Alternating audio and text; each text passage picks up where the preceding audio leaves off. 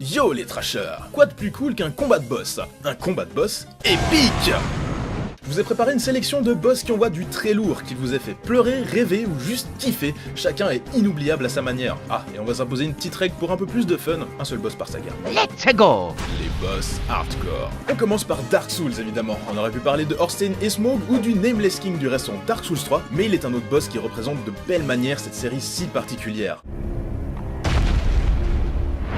Manus, le père des abysses, qui nous vient de la bien nommée Prepare to Die édition du premier Dark Souls. Manus c'est simple, il a tout pour lui et vous allez en prendre plein la gueule. Il balance des patates de forain, vous vous en doutez. Et malgré sa taille, il bouge très vite et surtout il est hyper agressif, ce qui nous donne un combat sans aucun temps mort. En plus de ça, il n'hésitera pas à user de la magie noire, un bon fourbe des familles. Pour venir à bout du bestiau, équipez-vous d'un bon bouclier et d'une grosse dose de patience, car il s'agit aussi du boss ayant la plus grosse barre de vie du jeu. Sinon, obligé de parler de shoot 'em up quand on mentionne les combats hardcore. Mais lequel choisir? Tout mec, y'a pas à hésiter!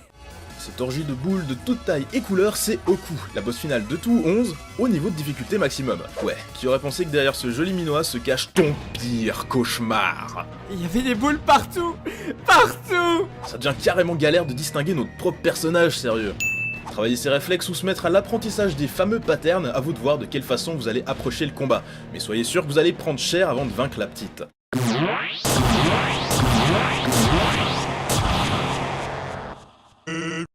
Sans de Undertale, le squelette qui vient vous bolosser sans prévenir et qui esquive toutes vos attaques. Pour les non-initiés, durant les combats de Undertale, vous contrôlez un cœur et devez éviter les projectiles et obstacles que vous envoient les ennemis. Si Sans est considéré comme le boss le plus difficile, c'est parce que ses patterns semblent aléatoires. Ses attaques vont vite et il donne carrément l'impression de hacker votre jeu pour vous prendre par surprise.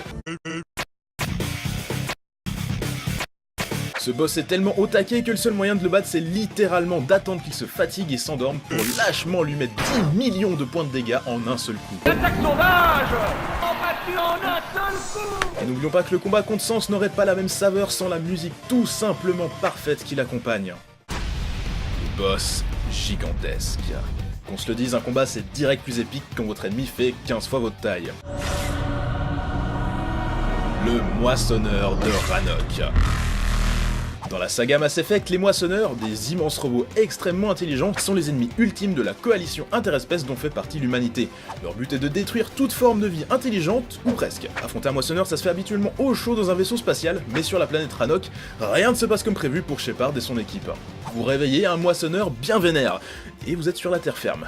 Mais gardons notre sang-froid. Le combat se déroule en deux parties. Tout d'abord, la fuite, oh putain, il est énorme! Puis après l'avoir bien amoché, Shepard y va à 1 contre 1 contre la machine dans un combat titanesque. Bon, ok, c'est vos potes qui finissent le travail depuis l'espace, mais quel moment badass! On continue avec un des boss les plus majestueux jamais créés, Phalanx du désert du Sud, le 13e colosse de Shadow of the Colossus. Ce serpent volant de 145 mètres de long est totalement pacifique, il se contente de voler au-dessus de vous, ne remarquant tout simplement pas votre présence.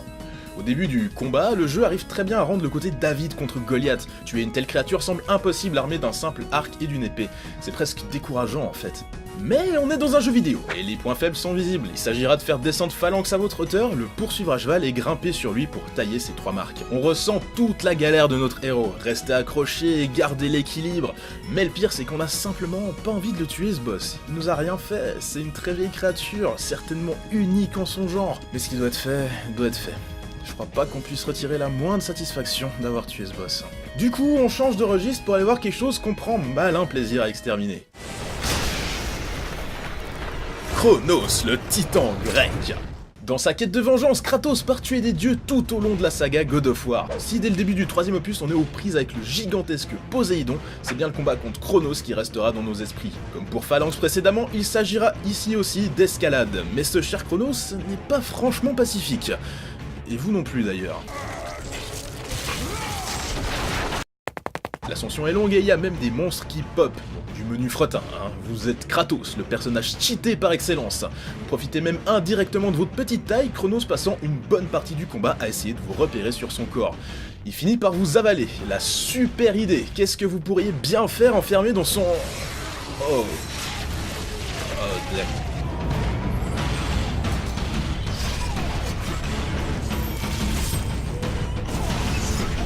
Quand même, ça peut déclencher de la violence dans la vraie vie.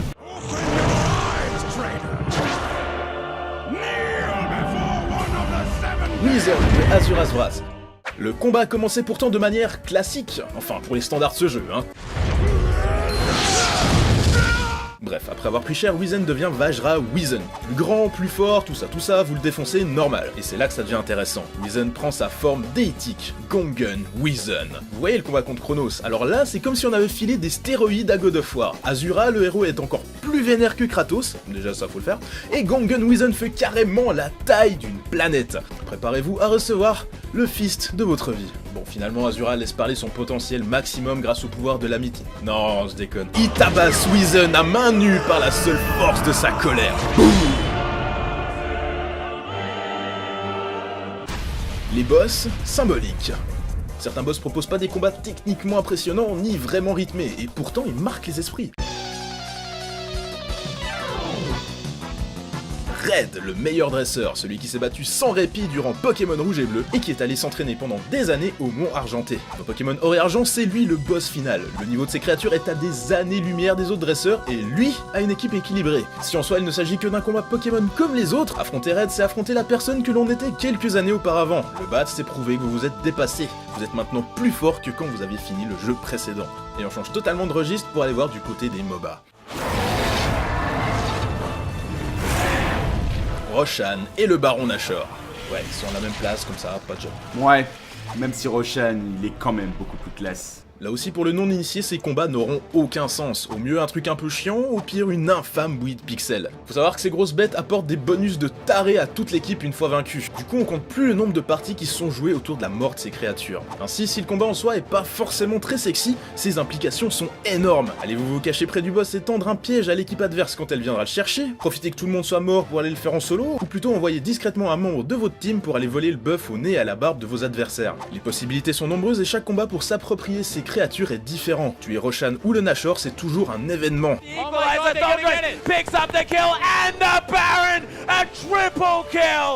combats au gameplay innovant. Boss, gameplay, obligé, faut parler de Zelda. Xanthos c'est avant tout le méchant avec le background le plus intéressant de la série. Autoproclamé roi du crépuscule, il s'allie à Ganondorf dans l'espoir de faire sortir son peuple du royaume des ombres dans lequel il est enfermé. Un design aux petits oignons et un côté névrosé, ici bien dosé, Jirahim, font de lui un personnage apprécié des fans. Il est l'avant-dernier boss de Twilight Princess et ce que ce combat a de génial, c'est qu'il nous fait retraverser les salles de boss qu'on a vues pendant le jeu. À chaque changement de tableau, il faut utiliser une nouvelle technique pour attaquer Xanthos. On passe ainsi successivement de la forêt aux profondeurs du temple abyssal en passant par la mine Goron pour finir devant le château d'Hyrule dans un combat homme à homme ou crépuscule. En bref, Xanthos c'est un ennemi pas très compliqué, mais un combat terriblement fun. Et c'est tout ce qu'on attend d'un boss Zelda, ma foi. Psycho Mantis, le plus grand psychokinésiste du monde. Il fait son apparition dans Metal Gear Solid, premier du nom. Lors de votre rencontre, il prendra le contrôle de votre coéquipière que vous devrez mettre KO. Dès lors commence le vrai combat. Psycho Mantis a ça de spécial qui n'hésite pas à briser le 4ème mur, à la manière d'un Deadpool. Il va chercher sur votre carte mémoire si vous avez des sauvegardes d'autres jeux Konami et faire des commentaires dessus. Dresser votre portrait mental à partir de la façon dont vous avez joué pendant votre aventure et vous demandera même de poser votre manette afin qu'il puisse vous montrer sa puissance en la faisant vibrer. Le combattre est impossible, il prédit tous vos mouvements et lit vos pensées, il a un contrôle total sur vous. Comment le vaincre alors? Débrancher sa manette et la mettre dans un autre port. Psycho Mantis est perdu, ne prévoit plus rien, vous avez plus qu'à lui donner des bons coups de justice américaine dans la face. Les boss finaux. Histoire de finir cette vidéo en beauté, je vous propose un petit florilège de boss finaux bien badass qui n'ont pas pu avoir leur place dans le classement. C'est parti.